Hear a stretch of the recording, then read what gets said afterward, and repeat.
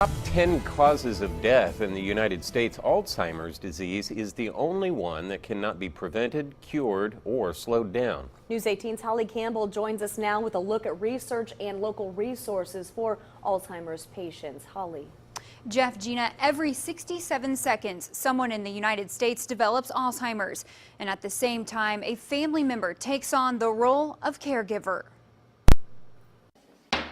Barbara Maitland's husband of 25 years has Alzheimer's disease.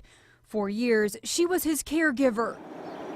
Now, Neil lives in a full-time memory care unit. Neil, in my opinion, is at peace, he's safe, he seems happy, so that's good. So actually the ones that are suffering are ourselves. In Indiana, there are 332,000 unpaid Alzheimer's caregivers who worked about 379 million hours last year.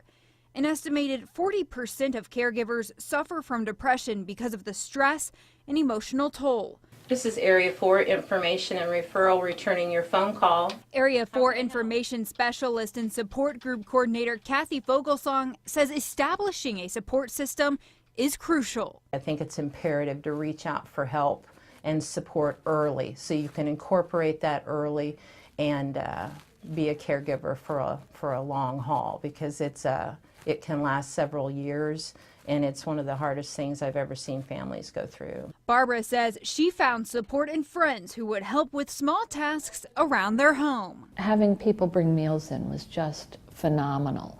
I know that seems really simple, but not having to hassle with that was great. Joyful Journey is a nonprofit organization opening an adult daycare to provide support for patients and caregivers. President Kathy Benner says the home-like setting is great for Alzheimer's patients. Giving them purpose in life, giving them something to do during the day when they're maybe just kind of at a loss as to what's going on around them. An estimated 110,000 Hoosiers have Alzheimer's. In 10 years, that number is expected to increase nearly 20%. That's an estimated 130,000 people with a disease that still baffles researchers. There's nothing at all to alter the disease, to slow it down, to allow for recovery of what's been lost. Assistant Professor of Medicinal Chemistry and Molecular Pharmacology at Purdue, Chris Roche, says there are two types of drugs given to Alzheimer's patients.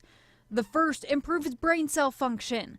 The second blocks chemicals that are released in excess in the brains of people with Alzheimer's. Neither of those two types of drugs works for very long, if they work at all. We're talking about maybe months for most patients. Roche says researchers are working to find a way to identify Alzheimer's before the onset of symptoms. Trying to find different components in the blood that would allow one to distinguish someone who is a higher risk for Alzheimer's disease later on as opposed to someone who doesn't. Researchers are also looking at the role diabetes plays in Alzheimer's patients, a connection Roche says he hopes can shed more light on the disease. I think it's important because we all know how important a health problem diabetes is, and if the two areas can synergize and work together, we may develop or move towards advances more rapidly in both areas. With few treatment options, Barbara knows all too well how the story of Alzheimer's ends. But it's a story she says needs to be shared. Neil and other Alzheimer's or dementia patients or residents are unable to speak for themselves. It's not a cute ending. It's not a kind ending. And that makes it tough. A special thanks to the Maitlands for letting us share their family's story. For more information on a book Barbara credits for changing her outlook on her husband's disease, head to our website at WLFI.com. You'll also find a list of local resources for caregivers on our website. Holly Campbell, News 18.